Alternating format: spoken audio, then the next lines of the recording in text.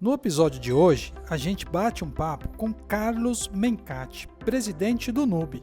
Ele que tem ajudado milhares de estudantes, conectando empresas e talentos com inovação e muita eficiência. Além do NUB, Mencati também está à frente da TotalUP e da Cinebem, empresas a qual também ele lidera, sempre trazendo tecnologia para revolucionar. Se você quer entender como a tecnologia pode abrir portas para o futuro profissional, vem com a gente nessa conversa cheia de insights e muito conteúdo, muitas inspirações para você ter sucesso aí no seu dia a dia. Fala galera, estamos começando mais uma edição do Hook Talks. Estamos começando a primeira temporada de 2025 do Hook Talks. Nessa temporada nós vamos falar sobre temas muito relevantes. Vamos falar sobre liderança, sobre inovação, empreendedorismo, tecnologia. Tem muito conteúdo bom, muita novidade para você que acompanha a nossa série de entrevistas com executivos, gestores, líderes, empreendedores que estão no dia a dia das empresas, lidando com desafios, oportunidades, crescendo o time, construindo operações de receita, operações de crescimento, tecnologia. Então, se você quer aprender, segue o nosso canal, compartilhe os nossos vídeos, curta os nossos vídeos, pega o link desse episódio, manda no grupo do WhatsApp dos seus amigos, dos seus colegas, porque tem muito conteúdo bom, muito conteúdo para você ter sucesso aí na sua empresa.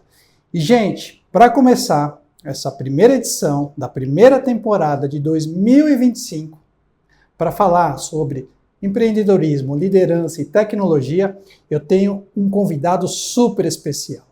Um executivo que vem fazendo a diferença na vida de milhões de jovens no Brasil. Ele lidera uma das maiores plataformas de capacitação, educação, treinamento e inclusão de jovens no mercado corporativo. E também lidera outros negócios como a TotalUP, que é uma empresa de tecnologia de ponta, com uma estrutura de canais conversacionais, de telecomunicação. Então tem muito conteúdo hoje para a gente conversar sobre liderança, tecnologia, empreendedorismo e inovação. E eu tenho a honra e o prazer de receber aqui no estúdio da Hook, na sede da Hook aqui em São Paulo, Carlos Henrique Mencati, fundador do NUB, líder da TotalUP e responsável por uma carreira e uma trajetória incrível de negócios. Carlos, obrigado pela sua agenda. É um prazer recebê-lo aqui na nossa sede, no nosso estúdio. É uma honra. Então, super obrigado pela agenda e por estar aqui com a gente hoje para contar um pouquinho da história, da sua trajetória, dos aprendizados e tudo mais para a nossa audiência. Cara, super obrigado. Tesoureiro, eu que agradeço a oportunidade de estar aqui com vocês da Hook, entendeu? Uma empresa maravilhosa aí que está colocando o HubSpot, inclusive para o NUB, entendeu? Isso é uma grande satisfação estar com essa oportunidade de explanar um pouquinho da nossa vida, do nosso empreendedorismo e tudo que nós fizemos no NUB, Núcleo Brasileiro de Estágios, a maior empresa de colocação de jovens privadas do Brasil, onde a gente já colocou mais de 1,5 milhão de jovens, né, ao longo de 26 anos, e hoje nós temos 17 mil empresas ativas com estagiários e aprendizes no NUB. Tudo isso feito vagarosamente com muita tecnologia, onde a gente acabou desenvolvendo uma outra empresa, a TotalUP, primeiro para PBX, para voz, para robôs de voz, depois chat, depois robô chat, inteligência artificial, que agora virou, né, obrigatório para tudo. Então, com tudo isso, a gente cada vez fazendo serviços melhores para os jovens, para a inserção do jovem brasileiro no mercado de trabalho. Que incrível, cara. Que honra tê-lo aqui com a gente. Que desafio conversar contigo, com tanto conteúdo, tanto repertório. Então, cara, estou super feliz, super empolgado. E eu acho que a gente vai, assim, ter uma conversa muito legal e conseguir aqui passar para a nossa audiência um pouco dessa veia empreendedora que você tem, e um pouco dessas histórias de sucesso. E eu quero entender qual é essa conexão do NUB com a TotalUP. Então eu vou querer entender nos detalhes aí um pouco sobre essas histórias. Mas, mais uma vez, obrigado. E vamos nessa. Podemos começar? Vamos lá. Boa. Carlos, eu queria começar esse nosso bate-papo tá? Entendendo um pouquinho sobre o início da sua jornada com o Nube. Como é que começou? Como foi essa sua trajetória? Que oportunidade vocês visualizaram na época? E como é que começou e como é que evoluiu? Então, se você puder contar lá no início como é que foi, né, essa sua trajetória, seria ótimo. Bom, a minha trajetória começou assim, fiz engenharia de aeronáutica no ITA, tá certo? Fui trabalhar na Embraer. Primeiro, meu projeto de TCC era ali, um projeto com programas de simulação de voo, né, com derivadas de túneis de vento, então era um negócio bem... Eu falei, eu não vou ganhar dinheiro com isso. Eu preciso ser empresário, eu preciso trabalhar no ramo da indústria. Eu queria trabalhar no ramo da indústria. E aí eu pedi para migrar para a área produtiva. Migrei para a área produtiva, fui caminhando, mas aí aconteceu um problema familiar, né? E aí eu acabei de trabalhar com meu pai. Ficou doente, meu irmão tinha ido embora, e aí fui trabalhar 10 anos com ele. Saiu da Embraer. Ele tinha uma distribuidora de aço. Tá. Fiz uma fábrica de arames lá, um monte de coisa, a empresa cresceu, subiu, e aí um dia resolvemos, né, junto com meu pai, vamos vender esse negócio, vendemos. Quando a gente foi vender o negócio, eu fui fazer, pode ser que eu tenha que dar uma passada no mercado de trabalho. E eu estou há 10 anos sem estudar de novo. Eu fui fazer um curso de pós-graduação em marketing. Naquela época não era MBA, era pós-graduação. Fui lá fazendo a SPM. E logo no primeiro, segundo dia de aula, eu chamei lá o pessoal, assim, gente, depois da aula, vamos tomar um chopp e bolar algum negócio para a gente montar. Quem que está afim de montar algum negócio? Imagina, coisa de maluco, né? Bom, cheguei depois da aula, lá no corredor, não apareceu ninguém. Aí, de repente, nem para tomar o chopp? Aí apareceu, né? Pelo menos tomar um chopp. Né? Aí apareceu quem? Apareceu o Sênio, o meu sócio até hoje. E nós olha, que legal. O primeiro show. Que legal. Show. Foram vários dias, né? Tomando show e não montamos nada. Naquela época a gente não montou nada. A gente começou até a fazer a loja das lojas na internet. Estava começando a aparecer o www. Era 96, 97. Início, né? Do boom na internet. Antes da Amazon existir. Entendeu? Mas a gente começou, mas vai ser difícil programar tudo isso. Será que as empresas vão botar, não botar? Enfim, fomos indo. E aí vendi o negócio do meu pai. Aí eu parei aquela pós-graduação e me dediquei, porque a pessoa que comprou falou, você tem que trabalhar um ano comigo, entendeu? Fiquei lá. Passou esses 11 meses, o Semi, que foi tomar um chopp comigo, me liga. Falou, tem um negócio aqui, vem dar uma olhada. Fui lá, né? E assim foi. 26 anos de sociedade. A gente estruturou o Núcleo Brasileiro de Estágios. Começando do zero. Que legal. Não tinha CNPJ, não tinha computador, ele estava até comprando já tinha feito o logotipo, aquele capelinho e tal, já tinha bolado lá. Enfim, tinha um nome, né? E aí foi que a gente começou o Nube. E como é que surgiu a ideia? Poxa, vamos criar um negócio para trabalhar, né, com jovens, para inclusão no mundo corporativo, estágios, aprendizes. Poxa, da onde surgiu? Dos onde surgiu, né? Então, a família dele, do Semi, já trabalhava com recursos humanos, seja temporários, esse tipo de atividade há mais de 30 anos, lá para trás. Tá certo?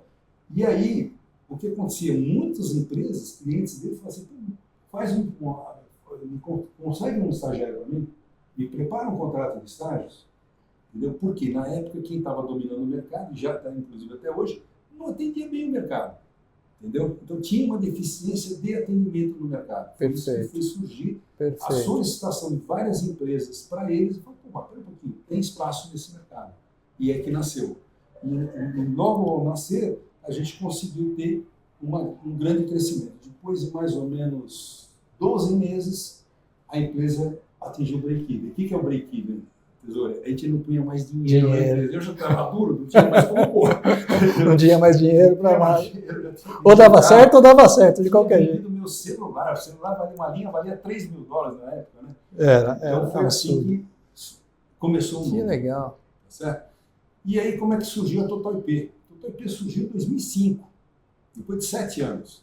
Porque a gente precisava de um sistema de contact center, de PBX, a gente precisava de tecnologia. E nós não tínhamos dinheiro para comprar uma plataforma para valer, caríssimas. Hoje o preço está bem mais amigável, mas mesmo naquela época, é quase impossível da gente investir naquilo. Então foi que a gente acabou desenvolvendo uma tecnologia própria. Entendeu? Começou open source. Toda a tecnologia que a gente foi, Claro. tudo que a gente usa é Linux, é open source, é plataforma própria, é Postgres, toda essa parte de tecnologia, use-se essa tecnologia gratuita, né? Claro. Muito software gratuito.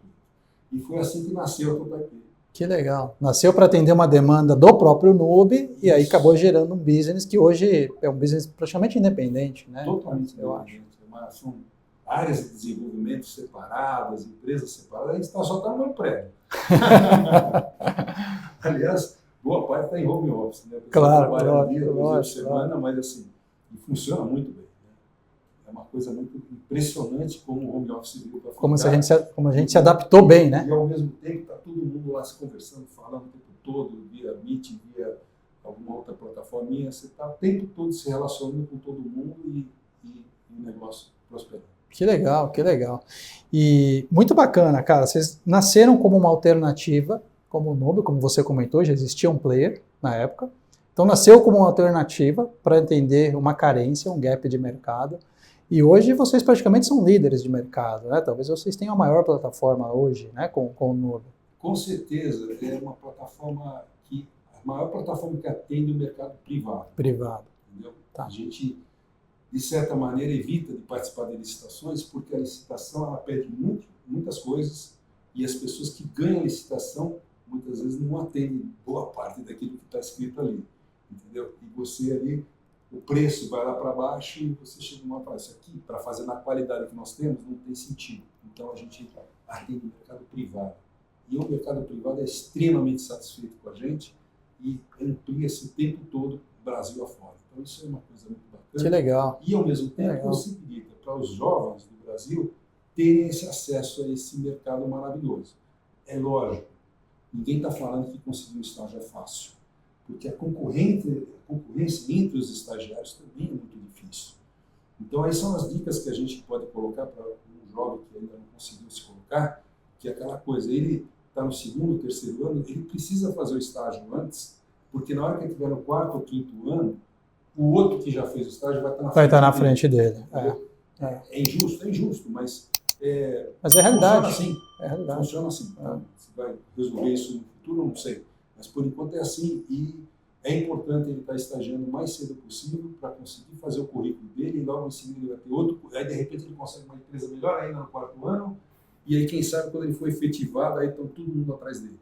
Certo? Então é muito importante o jovem ter o seu, fazer aprendizagem, fazer estágio e ir colocando, construindo esse currículo dele. Porque qualquer currículozinho que ele construir vai viabilizar vagas melhores para ele no futuro. Sem dúvida. É o primeiro passo, né? Para o jovem, de entrada e construção de uma carreira, na maioria das vezes, é o estágio, né? Não tem alternativa, né? A carreira é uma escadaria. É. E você precisa subir o primeiro degrau. Você só vai chegar lá em cima se você for o primeiro degrau, segundo degrau. Não tem atalho, né? Não tem atalho. Não tem nada fácil na vida. Eu tenho certeza absoluta. Montar negócio, ter negócio, trabalhar, emprego, tudo. Não tem nada fácil. É isso. Eu falo isso para os meus filhos todos os dias. E essa é a realidade.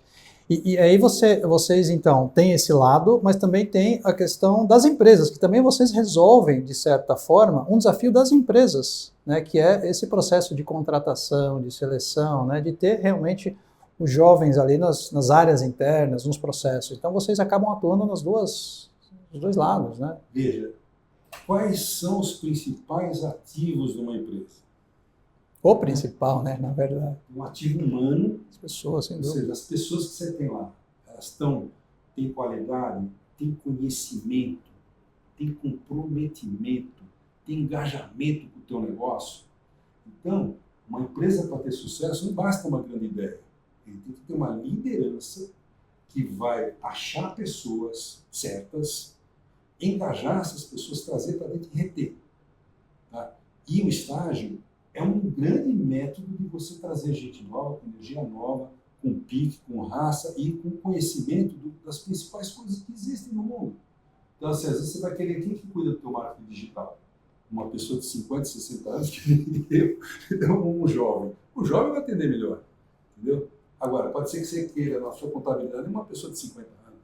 Então, assim, tem que ser montado. E o estágio é uma maneira de você enriquecer todo esse lado importante humano, que é formar esse patrimônio tão importante das empresas. Cara, que bacana essa sua visão sobre a importância e sobre o valor, né, dos programas de estágio dentro das empresas. A gente conhece, eu fui estagiário, fiz estágio quando jovem. A gente tem estagiários aqui na RUC, mas eu não tinha muita clareza desse posicionamento que você trouxe, né, da importância e do valor de você ter um programa de estágio muito bem estruturado para atrair pessoas certas, para engajar e para reter as pessoas certas, né? E o papel da liderança é muito fundamental em cima disso. Agora, uma dúvida, uma reflexão que eu faço, Carlos, será que as empresas hoje no Brasil, você que está muito presente no mundo corporativo, você tem talvez centenas de clientes, tem essa percepção e esse senso de valor do processo de estágio dentro das empresas, como você bem descreveu, ou você acha que ainda tem um processo evolutivo do lado das empresas em relação aos estágios e tudo mais? Tesouro, quando a gente olha no Brasil, sempre tem de tudo, porque são 17 mil clientes, então tem sempre aquele cara que olha o estagiário como uma forma de baratear o seu custo de mão de obra, que eu acho horrível isso, mas sempre um volume enorme de empresas, muito significativo, eles entendem que aquele estagiário é o futuro da empresa dele. Não é barato você contratar estagiário, não. Às vezes você acha assim, não, isso aqui é mão de obra, não é tão barato. Sabe por quê? Aquele estagiário toma o tempo daquele outro funcionário caro, que vai render menos. Ele vai perder parte do tempo treinando aquele estagiário. Aí a hora que esse cara estiver rendendo, ele pode ir embora para outro estágio, ou para outro, ou até conseguir um emprego. Então você tem que remunerar melhor, tem que, de repente, efetivar. Fazer uma projeção de carreira. Lógico, uma projeção de carreira, às vezes, entendeu? Então, assim, tem um lado de custo para a empresa, e muitas empresas, banco, não só efetivam, tem muita empresa que não deixa passar um ano já efetivo. Para quê? Para reter. Para reter. Entendeu? Então, assim, e quando o mercado aquece, aí então fica uma selvageria, um roubando o estagiário do outro. Entendeu? Por quê? Pô, eu quero aquele cara treinado. Isso acontece. Então, assim, a empresa tem que conseguir reter. Então, tem um lado bacana da história e tem um lado real da competição. É a competição do mercado mesmo, né? Do mercado. Faz muito sentido. Estagiário e o estagiário entre eles em si para pegar pelas melhores empresas. Faz parte.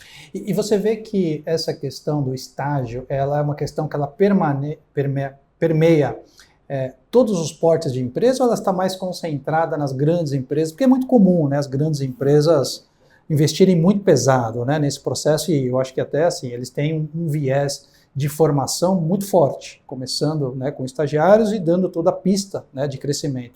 Agora, isso permeia mais as grandes empresas, ou você vê médias e pequenas também? As médias, com certeza. Tá. As pequenas também estão, mas é lógico que tem essa questão de o cara enxergar como uma redução do custo. Mas eles também acabam formando e efetivando. Eles precisam disso.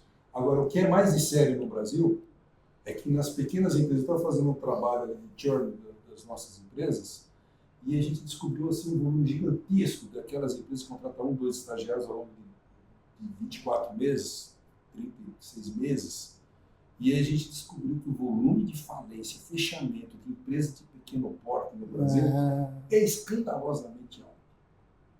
Entendeu? A gente sabe disso com pesquisas do Claro, Senai, claro. A gente... Tem outras pesquisas que dizem isso, mas a gente se assusta com isso. Na prática, você sente o impacto. É uma empresinha pequenininha que acabou de abrir e tal. E é uma pena, né? É um cenário bem... Tipo 90% não chega em 3 anos. Isso impacta diretamente. Então, você pergunta para mim, pô, qual é o melhor? Se você pegar uma empresa média, uma empresa maior, a chance dela sobreviver também é maior. Mas você sempre precisa, se você não conseguir nenhum estágio, faz uma pequenininha também. Claro. Você já vai ter um currículo para uma próxima estágio. Lógico. Já é o primeiro passo, sem dúvida. E isso que você comentou das pequenas empresas, desse alto índice de fechamento, né, de mortalidade das empresas, a gente estava até comentando e conversando ali no café, que assim, empreender no Brasil assim, é algo para poucos, é um grande desafio, né? Só para os fortes. Agora, empreender no Brasil, no segmento de educação, eu acho que aumenta ainda mais o nível de exigência, vou falar assim,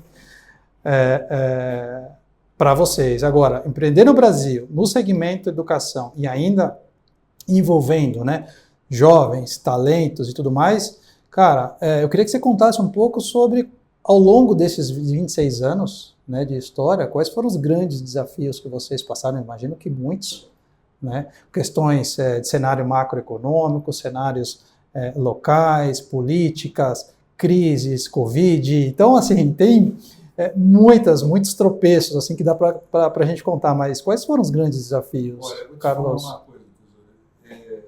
Ser empreendedor no Brasil é ser um herói, tá? Porque, assim, não tem nada fácil. É muito complicado aqui. Então, assim, é muito mais fácil ser um empreendedor nos Estados Unidos do que aqui. Sem dúvida. Lá tem uma concorrência também deslavada. É muito séria essa concorrência lá. Mas aqui, você briga com o Estado. Entendeu? Então, assim, leis tributárias, você tem umas 30, 50 que saem por dia, normas. Entendeu? Você tem que ser um perito tributário, senão você vai pagar muito imposto. E aí, quando você começa a ter um planejamento, o governo vai e muda. Aí você tem a parte trabalhista aqui. O livro trabalhista, ele é um livro do século, faz quase 100 anos. Entendeu? E ele só aumenta, é um livro. E assim, você tem uma justiça trabalhista que é um caos, assim, para o empresário. Claro. Entendeu? Pega um advogado aí e começa a falar que tem uma resta, tem periculosidade, tem isso, tem aquilo, ele não tem nada daquilo. E vai o juiz e autua e vai lá e te arranca o dinheiro. E se não achar o dinheiro, aqui você não consegue, por exemplo, uma limitada. O que é uma empresa limitada? É limitada, qualquer dívida, aos valores da empresa. Da empresa, claro. A trabalhista não tem isso. Ele vai pegar o teu patrimônio, a tua casa, então, assim, ser empresário aqui é um ato quase de coragem, né? Porque você pode perder tudo, até tua casa, entendeu? Então, assim, eu vejo, assim, é um risco muito grande você empreender no Brasil. É muito perigoso, muita gente quebra e depois não consegue mais ter conta em banco aberta, não consegue... tem que montar a próxima empresa, o nome da mulher, depois o nome da mãe, o nome do filho. É assim. Então, assim, é terrível ser empreendedor no Brasil. Eu faço isso aqui como uma denúncia mesmo. Vou fazer o quê? É assim. É realidade. Entendeu? Agora, nós, como é que a gente sobreviveu? O NUB sempre teve uma política de caixa alta. Sobra de dinheiro, deixar guardado. Deixar guardado. Porque vai vir uma crise. Então, 2001, logo em seguida, 2001, teve a história do Bin Laden, que explodiu as torres. Muita crise. Aí passou a ter crise, não sei o que, da Rússia, não sei nem se antes ou depois. Teve uma crise lá, não sei, né? Depois tivemos, em 2008, o Lehman Brothers. Lehman Brothers, o desastre financeiro total. Para tudo. Então, cada brecada dessa, o mercado, assim, estagiário, vai embora. 30% de faturamento derruba. Aí o mercado começa a crescer. Contrato estagiário primeiro, mas também são os primeiros a ser demitidos. Então, se você tem um lado do negócio que vai e volta. É muito sensível, né? Se você não tem caixa nesse momento, o banco fala assim, agora o juro subiu. Deixou de ser seu amigo. Não, acabou. Quando você está bem, ele está todo dia. Banco, na hora da crise, desculpa, você já quebrou. Entendeu? Então, você tem que ter caixa para aguentar a próxima crise. E vai ter. Porque o Brasil, ele no mundo financeiro, ele é uma bolinha, cara. Entendeu? O mundo sobe, ele sobe junto. O mundo desce, ele vai claro. Ladeira abaixo. Então, estamos até vendo agora essa situação do Trump, toda essa história, né? O mundo, a nossa bolsa desceu mesmo. Cuidado, isso aqui. Nós somos, assim, estamos aí numa situação... muito volátil. Volátil, exatamente. Então, é isso. A gente, ao longo desse tempo, passou muita crise. Você falou Covid, né? Pelo amor de Deus, aquilo foi... Gente, não dá nem para acreditar que a gente passou. Que a gente passou por isso. E estamos firme e forte de pé e crescendo a 1.000.000 por hora, mas sempre pronto para a próxima crise. Sempre pronto para a próxima crise. Mas tem um segredo que você contou e eu queria ressaltar, que é a questão do caixa alto, né, cara? Eu acho que qualquer empresa que tem um caixa sustentável, seguro e alto, vou usar a sua expressão, tá preparada para a crise, para qualquer crise, né, Carlos? Se você vai no mercado financeiro, estudar na economia, tudo, sempre se fala em alavancagem da empresa, toda essa parte de você acelerar o crescimento.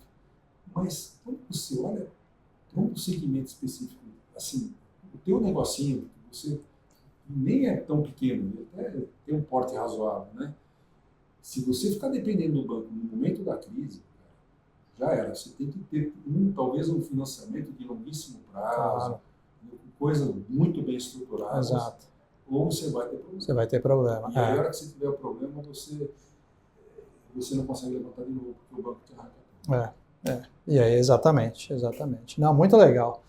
Deixa eu mudar um pouco aqui a nossa narrativa e deixa eu entender um pouco a importância e o viés da tecnologia nos seus negócios, né? Então, eu queria que você contasse um pouco para a nossa audiência, tanto no Nube quanto na Total IP, qual a importância da tecnologia. Imagino que seja crucial para você, ainda mais hoje, né? E eu quero também que você comente um pouco sobre inteligência artificial, as automações, enfim, tudo que vocês estão fazendo, mas o que a tecnologia representa hoje no negócio de vocês? Bom, a gente tinha citado daquele pilar do fator humano na empresa. Esse é o primeiro pilar. O segundo pilar é a tecnologia. Certo? O que acontece? Você tem todos os seus custos no negócio muito baseado em quanto você vai embarcar em tecnologia e o custo dessa tecnologia. Se você embarca uma tecnologia que as pessoas vão produzir muito mais, mas ela custa muito caro, a conta não fecha. Entendeu? Só que a tecnologia, quando ela é mais barata, aí começa a fazer diferença. Então, logo lá no começo da nossa história, por uma questão de falta de dinheiro mesmo, a gente optou em não pagar licenças de Microsoft, pacote Office, essas coisas. Não, pelo amor de Deus, vamos usar Linux. Por que não vamos usar Linux? Tá certo? Vamos usar software, vamos criar nosso software. Eu não vou conseguir fazer um software, um RP, um CRM, eu não conseguia, na época não tinha dinheiro. Vamos desenvolver, vamos fazer código. Entendeu? Eu trabalhava 15, pelo 16, menos para atender ali o básico resolve, né? Vamos fazer código, vamos fazendo. E com isso, o que aconteceu? A gente conseguiu ter custo baixo com qualidade. E ao mesmo tempo, cada coisa que a gente gosta, será que dá para fazer isso? Entendeu? Se você tivesse um software contratado e eu tivesse que pagar para desenvolver aquela ideia, quanto ia ficar? Uma bica. Claro. Não ia fazer, lógico. Custa tanto, não dá. E aí limita o crescimento da empresa, muitas vezes. O crescimento da empresa. E aí não, a gente vai lá e fala, não, vamos fazer.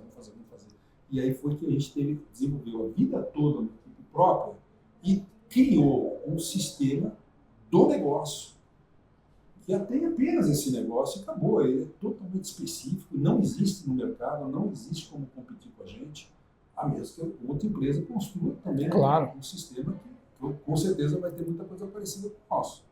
Entendeu? Mas, assim, essa aqui é a diferença. Então, você tem muita tecnologia e com um custo que é compatível com o negócio. Claro. Entendeu? E 100% tailor-made, né? Customizado para o seu negócio, não é algo que está no mercado que você adaptou. Exatamente. E aí foi que nasceu a Total IP em 2005. Porque aí eu falei, eu também preciso de um sistema de telefonia de contact center. Nossa. Onde eu posso gravar, posso monitorar, posso dar dica, pode melhorar toda a minha equipe. Foi feito. Aí vamos fazer robô de voz, aí vamos fazer atendimento automatizado para o robô, vamos fazer transcription hoje. Quer dizer, então a gente começou cada vez... Hoje, por exemplo, a Total Nube, ele tem todo um sistema de atendimento para o WhatsApp. O WhatsApp, hoje, faz 80% da nossa comunicação no Nube. Olha só, 80%, cara? 80%. É o principal canal, então, hoje de comunicação. Canal. Isso olhando jovens e corporativo também? Sim. As duas pontas. Talvez que incrível, hein? Um pouquinho mais que 80. Que incrível, hein? Porque o que acontece? A pessoa, você trabalha sincronizado. Fala assim, eu quero abrir uma vaga. O cara já pega uma informação, eu vou abrir minha vaga assim, já manda. Sabe aquela vaga que eu abri há um ano atrás? Abre de novo, só aumentei o bolso auxílio um pouquinho maior, tal, isso aqui, ele já manda. Ele captura aquilo, super agilizado. Já trabalha, já checa tudo, fala, tem uma dúvida aqui, você quer mexer nisso? Não quer? Pronto, então assim, é rápido e fluido. E o que a gente bolou, a gente bolou um PBX Zap. Um PBX, o que é um PBX Zap? Entendeu?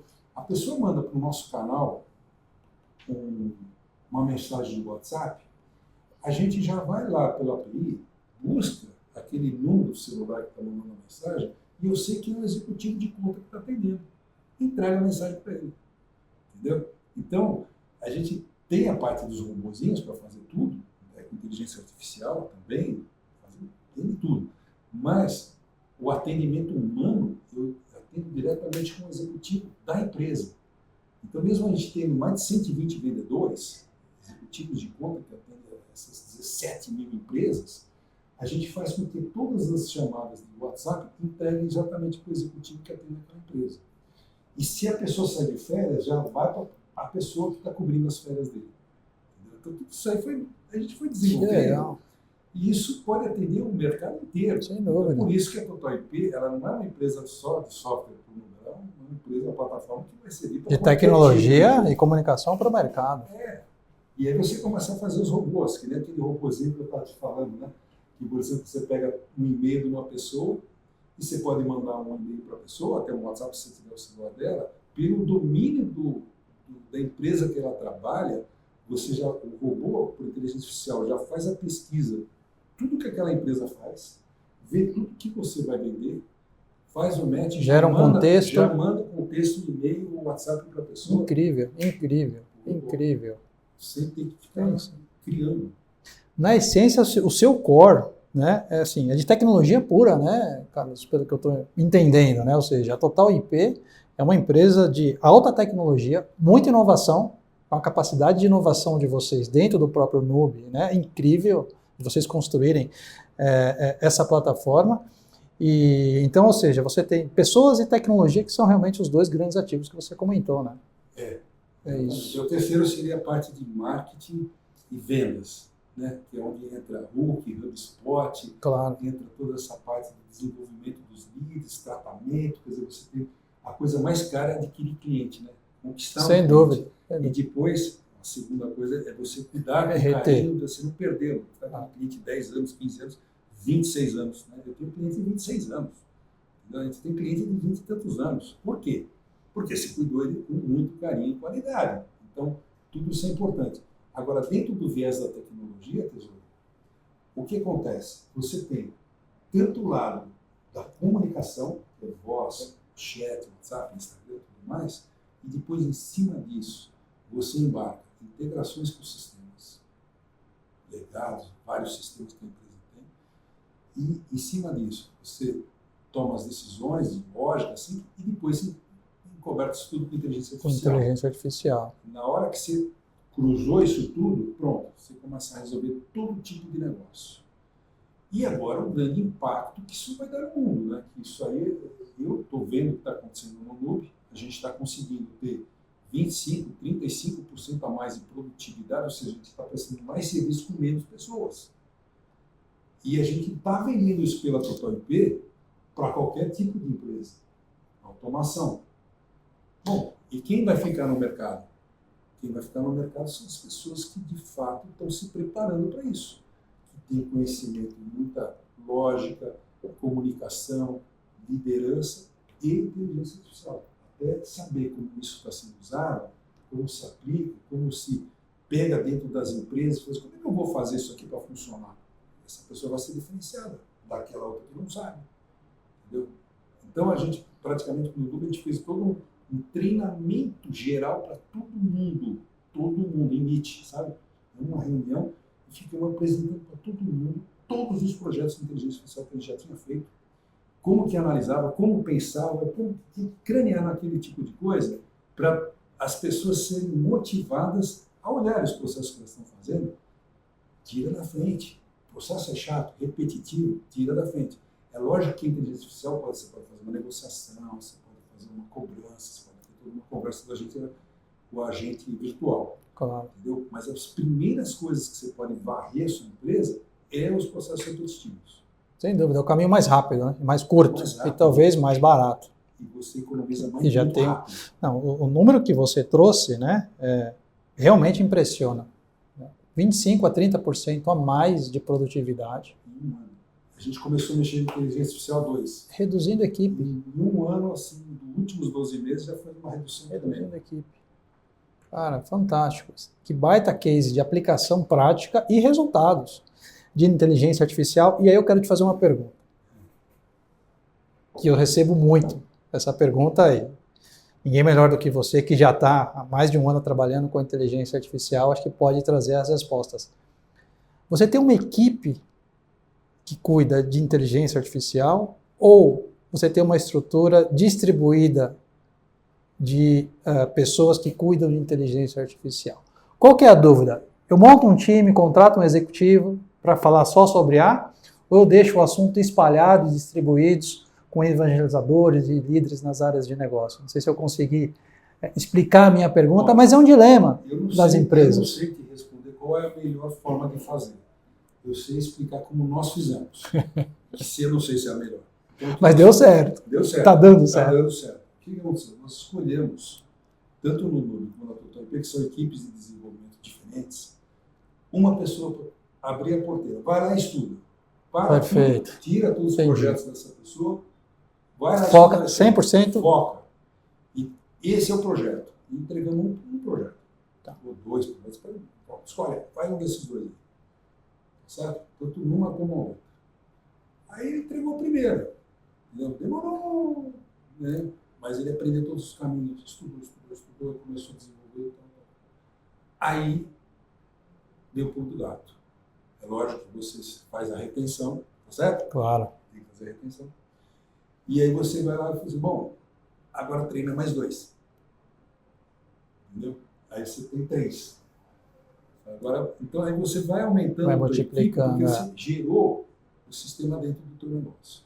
Aprenderam a fazer, criaram métodos, criaram sistemas, criaram vários fluxozinhos, vapor para tirar, para perguntar, para ler, para entregar, para não sei o quê. E dali você começa então que os demais vão então saber usar e saber implementar.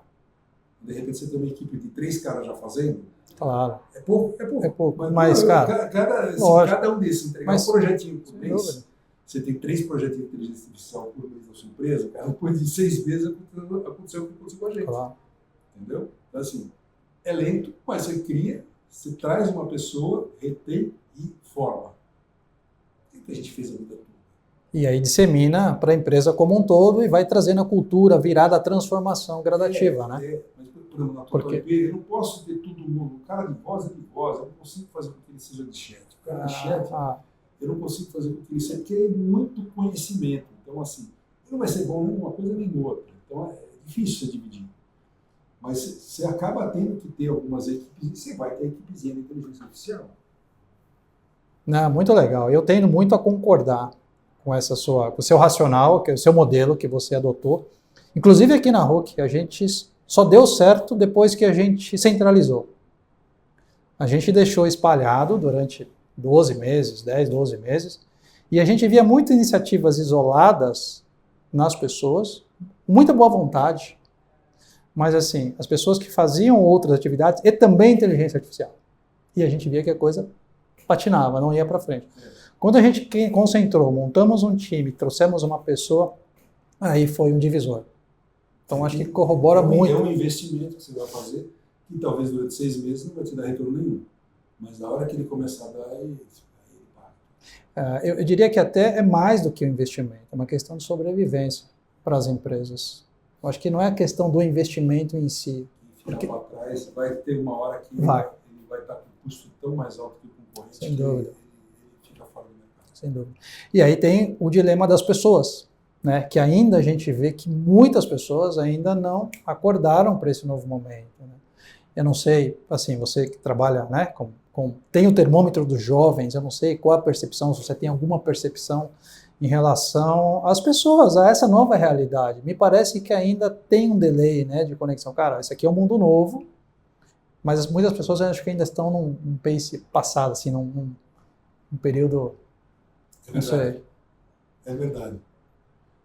Não caiu a ficha ainda, né? Um funcionário de um grande banco aqui, que teoricamente ele parece ser assim, os mais para frente assim, de mercado, e os caras estão ainda no beabá, estão desenvolvendo lá a equipe de inteligência artificial e não implantaram quase nada. Então, assim, eles estão naquele primeiro passo e o ChatGPT já chegou há 2 anos. Né? É. E se você for mais para trás, a inteligência artificial é uma coisa Muito antiga, né? Sem você dúvida. pega o ACR, o pedágio para ler placa, você pegar a parte de Os preditivos, né? O cara para examinar raio-x, examinar exames, quer dizer, a visão artificial. Tem um amigo que trabalha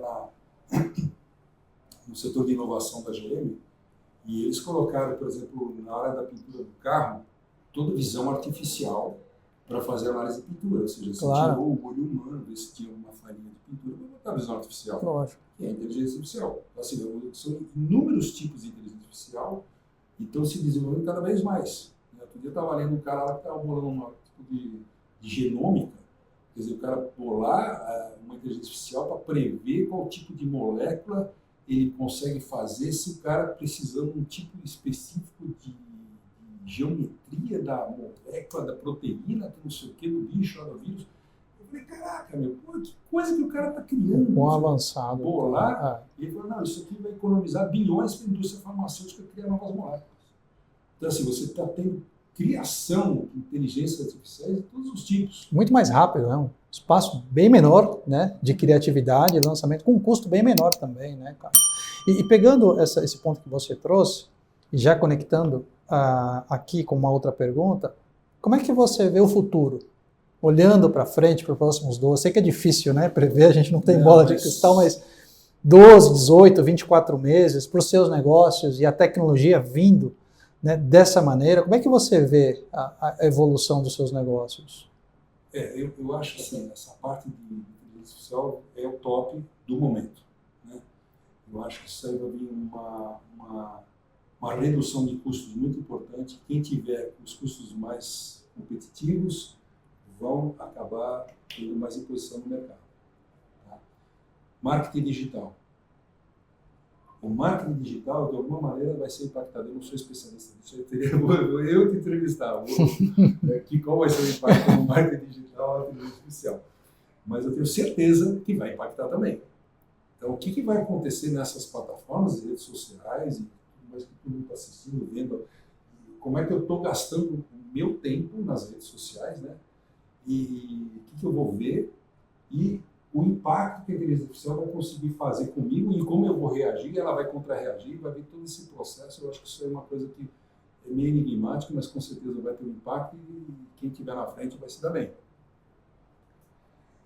Agora, se for pensar em termos de futuro mais longo, eu vou um pouquinho mais para frente, nós estamos chegando a algumas tecnologias, que é a computação quântica. Entendeu? A Microsoft soltou já um dispositivo, uma plaquinha com um computador quântico, não é possível, já tá.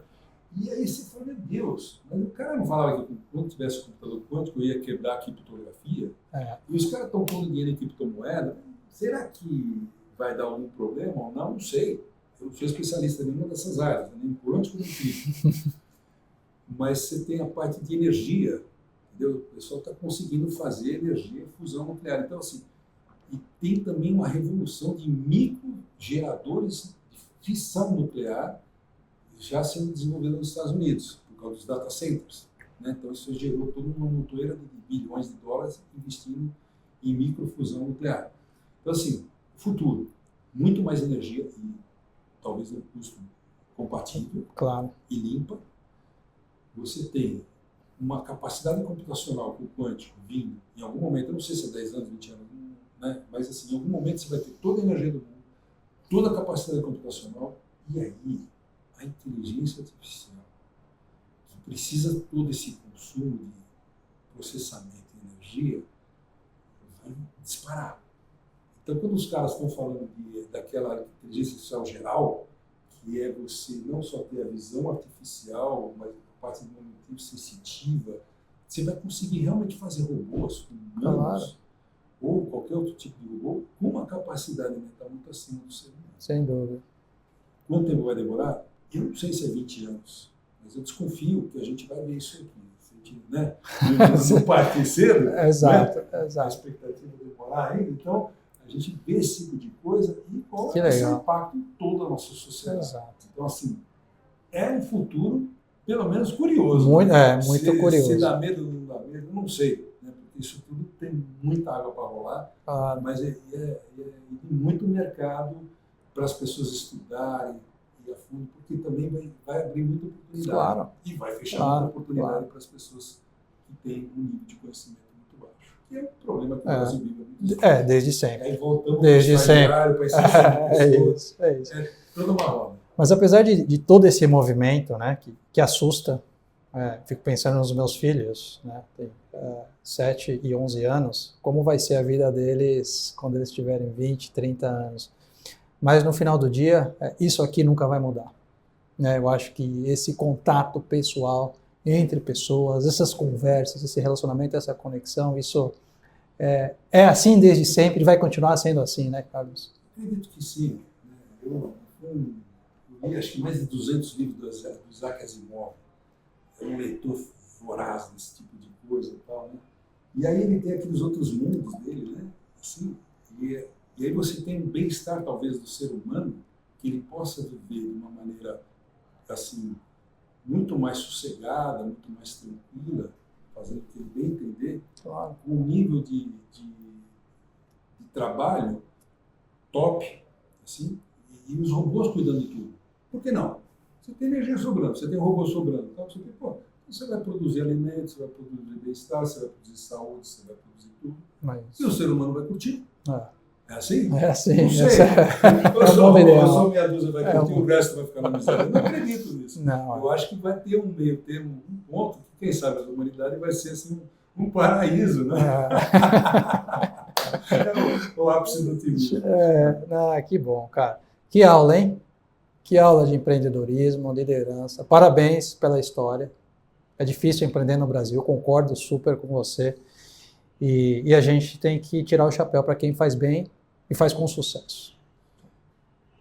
Isoli, eu acho assim, o empreendedor, ele tem que ter algumas coisas que eu acho importantíssimas. Persistência. Curiosidade. Tem que ir atrás, pesquisar, estudar, sempre querer saber mais. Querer certeza. E aí, isso aqui é importante. A pessoa não pode parar. Entendeu? Então, no sentido assim, estudar. E estudar tudo. Quando eu falo estudar, às vezes eu falo assim, você recomenda para um jovem que quer uma carreira de futuro, tal, não sei o que. Estuda inglês, tá?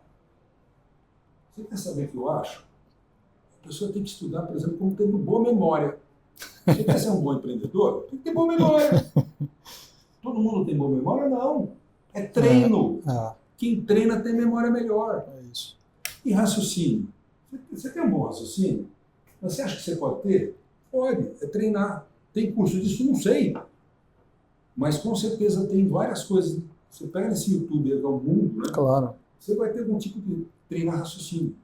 Então, o empreendedor, ele tem que se olhar e ver se ele tem eventuais deficiências, memória, raciocínio, comunicação pessoal, relacionamento, ele tem que melhorar. Ele tem que sempre estar melhorando. Ele tem que persistir. Ele tem que ter curiosidade. Ele tem que fazer toda essa aquisição de conhecimento generalizado.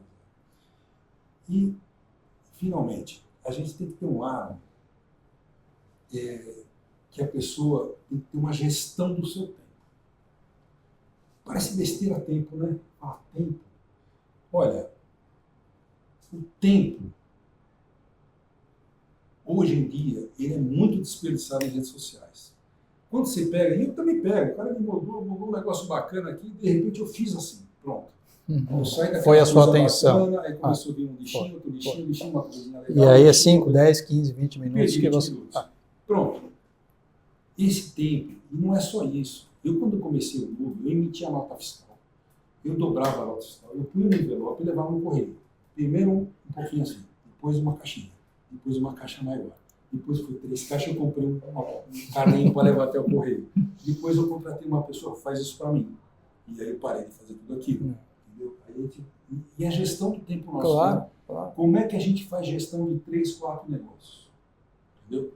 A gente está numa associação, a gente está na Sinubem, que é uma outra empresa que a gente fez para assinatura digital, os nossos contratos de estágio, que são extremamente seguros, porque ele tem Ele tira a foto do estudante, tira a foto do documento, checa, você assinou esse documento. Entendeu? Eu acho que a empresa só no e-mail, beleza, a empresa interessada, entendeu? Mas nunca mais tive uma ação trabalhista porque o documento tinha sido assinado. Entendeu? Então, como é que a gente faz gestão do tempo com tantos negócios? Então você vai aos poucos formando pessoas, traz gente boa, delega, traz gente boa, delega e automatiza. E tira da frente aquilo que não te adiciona. Então, se tem uma dica que eu faço para os empreendedores, para os jovens, para todo mundo, para a sua carreira, a vida toda, é isso. É persistência, é gestão de tempo, é curiosidade. É ir para cima do conhecimento que te falta, entendeu? E assim você vai ter aí uma carreira de sucesso fantástica. Cara, que legal. Que fechamento de episódio, hein? Que fechamento de episódio. Adorei. Eu adicionaria propósito nessa lista, porque eu acho que todo empreendedor tem que ter um propósito. Tem uns que acreditam, outros não, mas eu acredito muito. Se acorda todos os dias com um propósito, que não é, muitas vezes, o de ganhar dinheiro. Eu estou aqui por um motivo, por uma causa. Imagino que você acorda todos os dias por um motivo e por uma causa. Isso acho que é um grande motivador também, né, cara? O primeiro emprego que me ofereceram é para trabalhar lá na Vibras, fazendo mísseis. E eu fui lá ver, mas eu fui lá ver porque eu sou um bicho curioso. Eu quero conhecer como é que é essa tecnologia, como é que é essa fábrica. Como faz, quem faz. Tudo, uma cabeça de ogiva, cheio de chumbo picado, porque ia explodir a uma altura de uns 2 metros, aí provocar o maior possível dano possível nas pessoas, de preferência não matar, só aleijar. Saí do negócio assim, eu falei, nossa senhora, a tecnologia é boa, né? Aí o cara veio perguntar, você vem trabalhar com a gente? Claro que não! Você acha? E eles pagavam tipo, muito bem, imagina. Do que os outros lugares que eu fui, de fato, trabalhar. Eu falei, eu quero chegar à noite, estar no meu travesseiro e dormir em paz. Eu quero trabalhar para o bem. Aí ele falou assim, mano, você sabe que o país só tem paz se ele estiver armado e se ninguém for invadi-lo. Tem lógica, se o país for fraco, vou invadi-lo, né?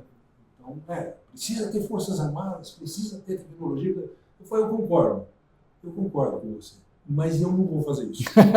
Não é para mim. Agora, inserir 1,5 milhão de jovens no mercado de trabalho, eu durmo sossegado, feliz, eu estou fazendo a minha parte na sociedade. É isso. E é isso, bom. Muito bom, Carlos, obrigado muito pelo seu tempo, adorei, uma aula. Acho que é uma aula, cara, de empreendedorismo. Cara, daria para a gente ficar conversando muito tempo. Mais uma vez, eu queria muito agradecer a sua presença.